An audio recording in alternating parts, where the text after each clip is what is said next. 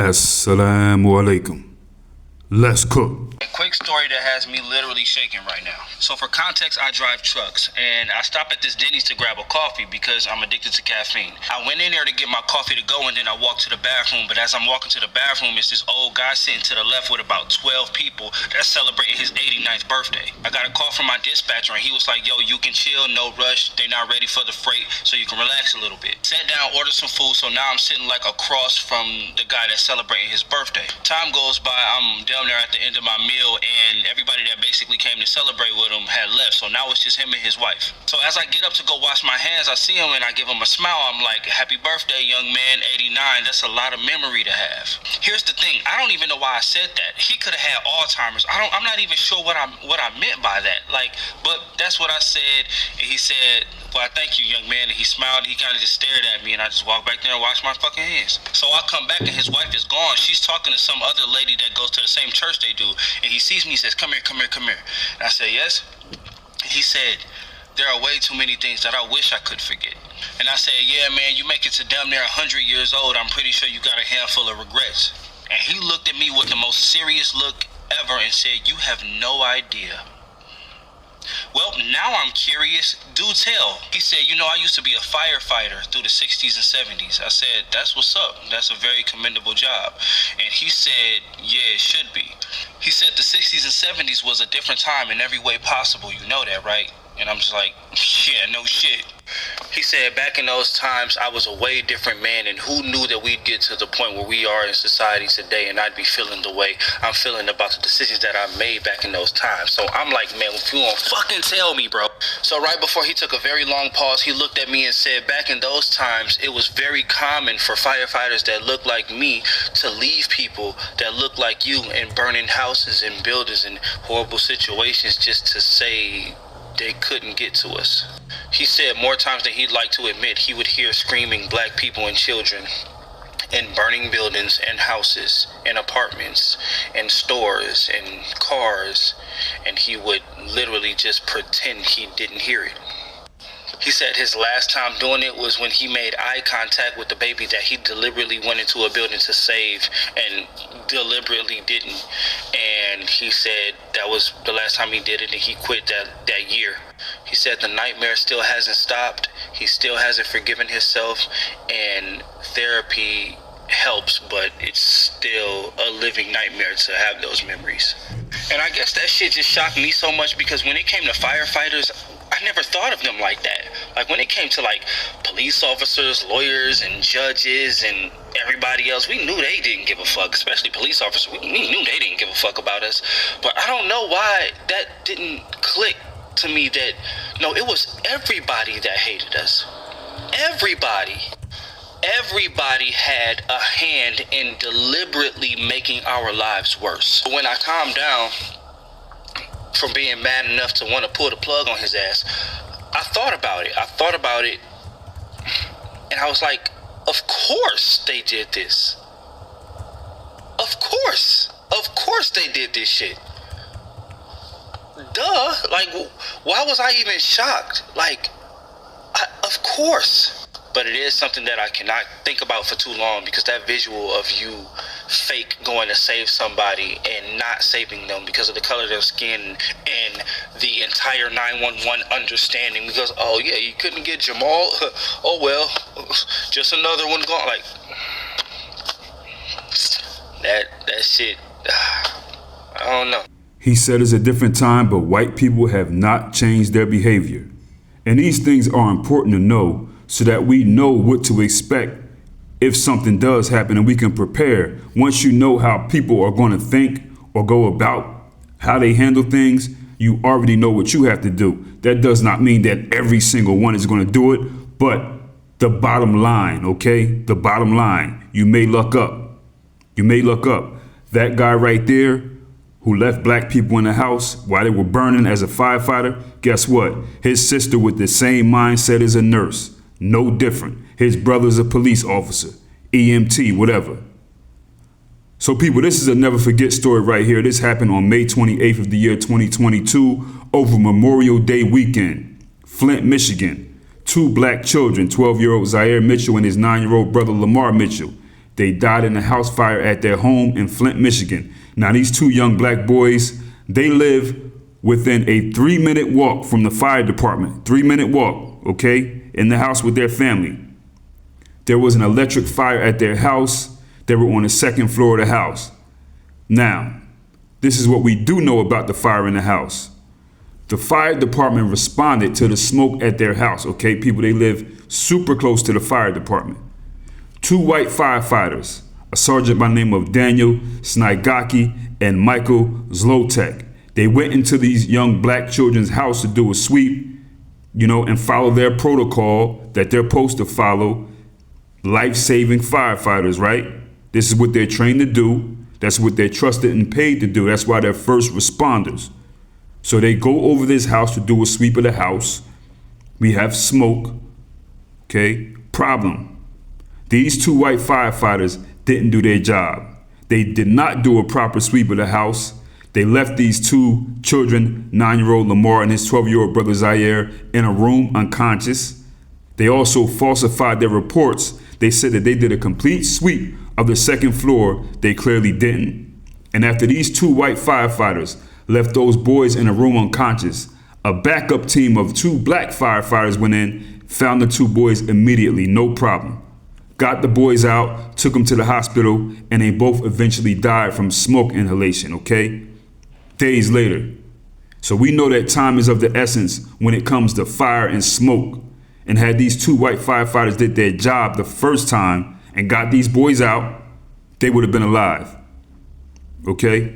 There's a lieutenant by the name of Fred Presswood. He said the firefighters team who ultimately found the boys, they said that there was no way that these 2 white guys, Snygaki and Zlotek, entered the bedroom where these 2 boys were found and missed them. It was too obvious, they said.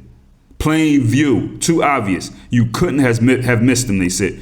We went in and found them immediately, So it sounds like these 2 guys right here just didn't give a damn. They knew that they were in a black neighborhood. They didn't care to do their job properly, and they left these 2 black children in the house to die.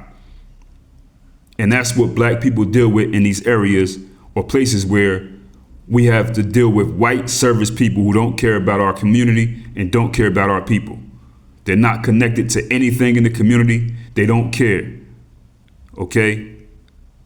So after something happens like this, and there is concrete evidence that shows that these guys didn't do their job, they left these children in the house, they falsified their reports, you would think they would be fired immediately or put in prison, or both, easily. Not at all. Not at all. This turned into a big deal, people. The chief, this brother here, okay, his name is Chief Raymond Barton. Okay, he's a black fire chief. And he made the determination to fire these guys. He said, you are out of here. But neither of these guys was dismissed. One of them, Daniel Snygaki, he resigned. And the other one, Michael Zlotek, he was allowed to return to work after completing a course in search and rescue. Then after that, eventually this guy, Michael Zlotek, he left the Flint Fire Department and then he went to go work at one called Bay City Fire Department. Now, after this happened, the decision not to fire these 2 guys after they failed to do their job and these 2 black children died actually split the fire department. And you got to imagine that too, the brothers are pissed. 2 white boys didn't go in, they let these black children die. They're not fired or in prison. We went in and did this. You know what I'm saying? So of course, that will piss a lot of people off, co-workers. Now, here's the thing. The black chief, he pushed to fire him. He said, no, get these guys out of here. But guess who protected the white guys? Shinebone black mayor by the name of Sheldon Neely. So this black mayor of Flint, Michigan, Sheldon Neely, he's one of these black excellence Negroes. Even to this day, you got him at all kinds of black summits and things like that. But, black people just can't help it. I don't know. That's a whole nother topic. Well, we have a black man right here who's the chief, Chief Barton. He says, I'm firing these guys. The mayor, Sheldon Neely, said, no, don't fire them. We're going to cover this up. So the black chief, Barton, says, I can't do that. So the mayor says, well, you need to resign. He refused to resign from this position, so the mayor fired him. He fired that man because he would not cover up the fact that these two white guys went into this house and let these black children die.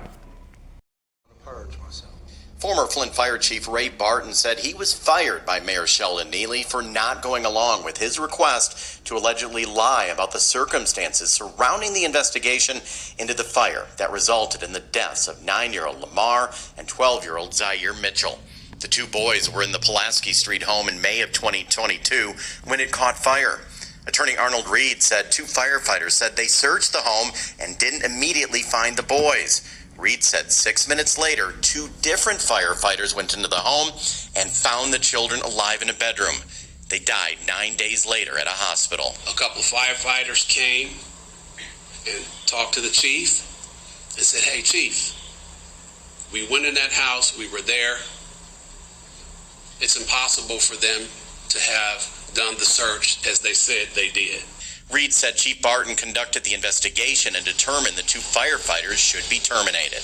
The mayor didn't want that. The mayor was running for office and it was a hotly contested race and wanted Ray to falsify the reports, leave things out, and say that he was going to change the discipline. Reed says Mayor Neely continued to ask Barton to change the reports. He also alleges the mayor asked Barton to lie in front of City Council. But his marching orders were to go in front of City Council and take the dive for the mayor, and Ray refused. Reed says Barton was fired 9 days after the election. I feel like a person in the military getting a dishonorable discharge. The problem is I ain't doing anything wrong. People, I don't know if you noticed from the story, both of these white guys who should be in prison that work for the fire department, from their last name, you can see that they're Polish.